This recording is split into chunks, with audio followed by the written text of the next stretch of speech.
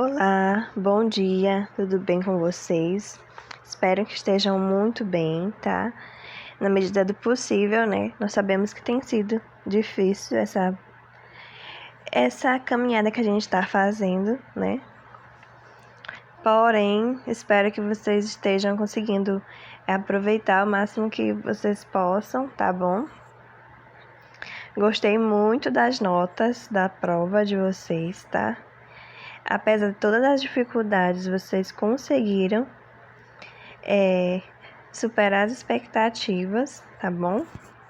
Estão todos de parabéns. E hoje, dando continuidade à nossa aula anterior, nós vamos falar dos países desenvolvidos. Lembra que na aula passada eu falei para vocês várias coisas, países desenvolvidos, países subdesenvolvidos, países ricos, países pobres. Então, a gente viu aquela questão da regionalização norte e sul, né, que é onde, por essa regionalização de desenvolvimento, os países do norte, eles são os países desenvolvidos e os países do sul, eles são os países subdesenvolvidos, só que não considera a posição geográfica desses países, tá bom? Eu dei até o exemplo da Austrália, que ele está no sul, mas ele é colocado no norte, como se fosse do norte, pela essa linha de desenvolvimento econômico, tá? Então, os países desenvolvidos, eles correspondem... Deixa eu tentar colocar só numa página.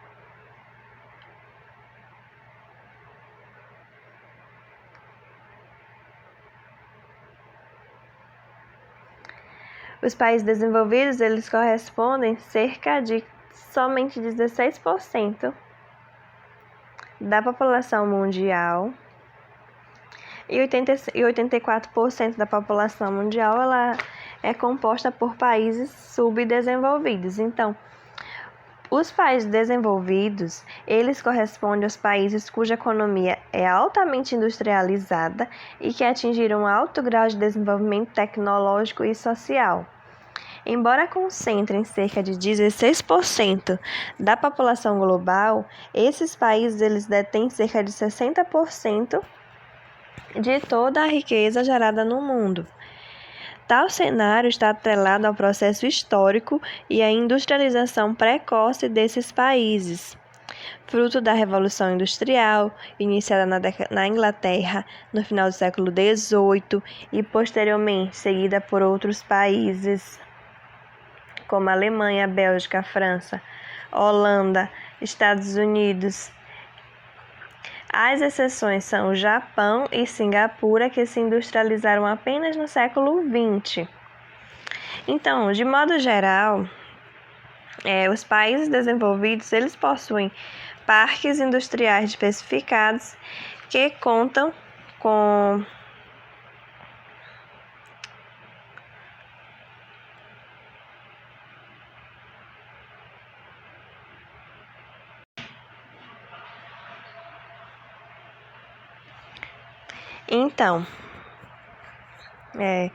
esses países desenvolvidos, eles possuem parques industriais diversificados que contam com polos de indústria de alta tecnologia. Tais polos contam com mão de obra qualificada e técnicas de produção sofisticadas, e deles saem produtos de alto valor agregado para exportação. A prosperidade dos países desenvolvidos, em parte, é favorecida pelas políticas protecionistas adotadas por seus governos, assim como sistemas financeiros e instituições mais eficientes. A elevada renda per capita, verificada nesses países, que realmente reflete uma distribuição de renda mais igualitária, permite à população ter um elevado nível de consumo de produtos e serviços.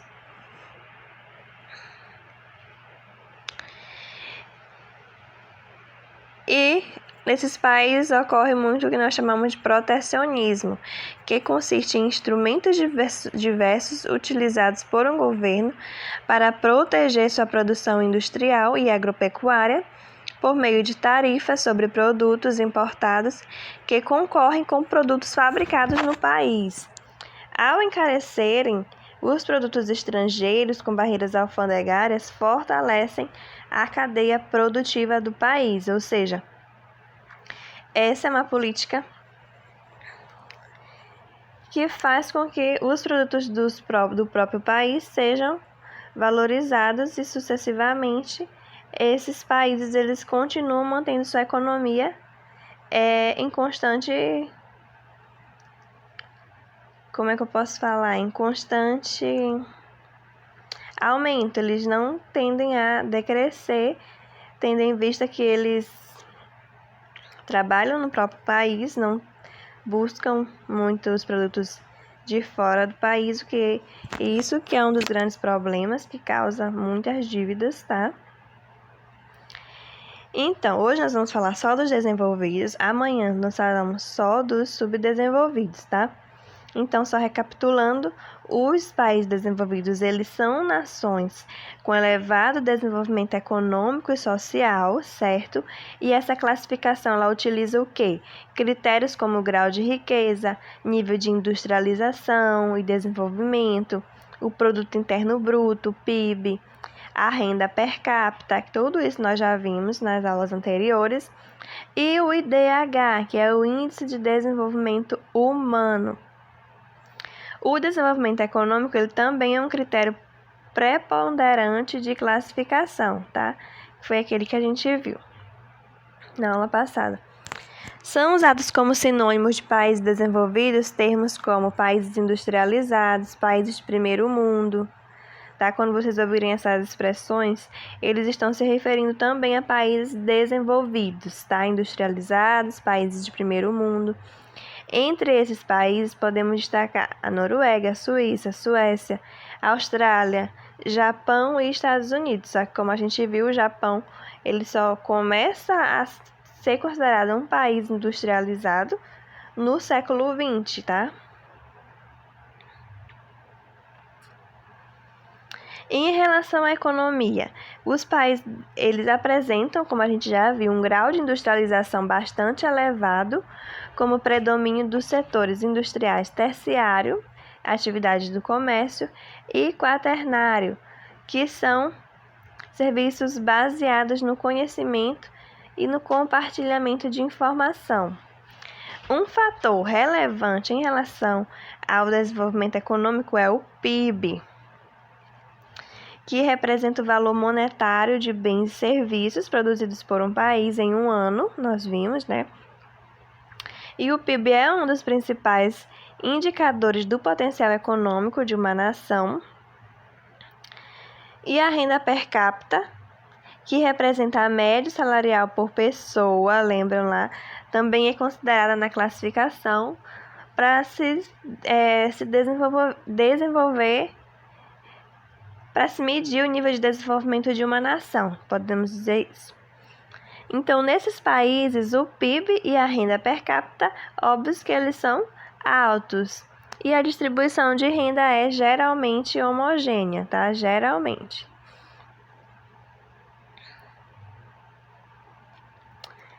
Em relação ao social, nesses países, o principal indicador é o Índice de Desenvolvimento Humano, que é o IDH, porque ele vai analisar o quê?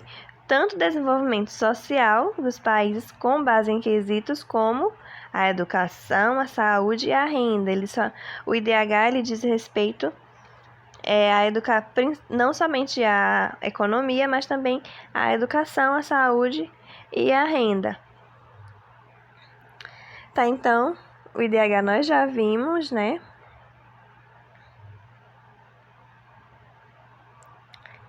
Então, na próxima aula, nós vamos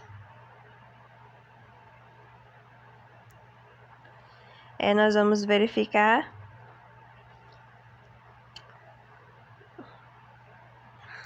sobre os países subdesenvolvidos, tá? Hoje nós vamos falar só dos desenvolvidos. Então, o acesso a saneamento básico, infraestrutura adequada, redes de transporte, mais eficientes, escolas e hospitais públicos eficientes também conferem melhor qualidade de vida aos habitantes dos países desenvolvidos, tá? Como a gente viu, não somente a renda da população, mas todos os serviços públicos, eles necessitam ser também eficientes para dar uma qualidade de vida aos habitantes desses países, tá? A taxa de mortalidade infantil é baixa e a de analfabetismo é praticamente inexistente. Na maior parte dos casos, os índices de criminalidade também são mais baixos, sobretudo em comparação com aqueles atualmente verificados em alguns países subdesenvolvidos. Maiores investimentos na área social, sobretudo em saúde e educação, contribuem para prolongar os anos de vida da população dos países desenvolvidos. Então, consequentemente, nós temos nesses países uma expectativa de vida maior, que também é um dos fatores que a gente considera para um IDH alto, né? Principalmente por causa da qualidade dos serviços públicos, médicos, hospitalares, além de eficientes planos de assistência à velhice. Aí nessa tabela nós temos alguns exemplos de indicadores socioeconômicos de países desenvolvidos. Eu vou falar aqui só a Noruega. Em 2016, tinha um PIB de 371,076,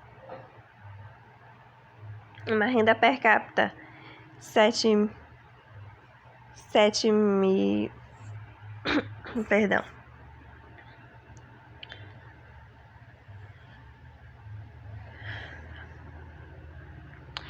Aí eles colocam todos esses indicadores para determinar,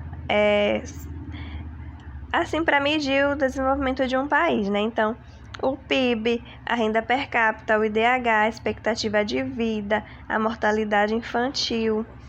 Então, observe que na Noruega a mortalidade infantil é de 2% por mil nascidos vivos. Então, é uma expectativa de vida é uma mortalidade infantil muito baixa. Expectativa de vida 83 anos, um IDH de quase 0,950. Então, nesses países também se verifica de modo geral uma redução na taxa de natalidade, que é o número de nascimentos a cada 1.000 habitantes. O que isso se deve ao maior uso de métodos anticoncepcionais pela população e um melhor planejamento familiar, resultando em uma média inferior de filhos por casal do que em relação aos países subdesenvolvidos, né? A gente até já falou sobre isso nas aulas anteriores. Então, hoje nós ficamos por aqui. Na aula de amanhã eu vou passar um trabalho para vocês, tá? Só para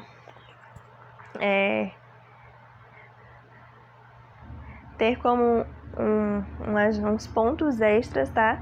Nas próximas atividades avaliativas, tá bom? Tchau, tchau.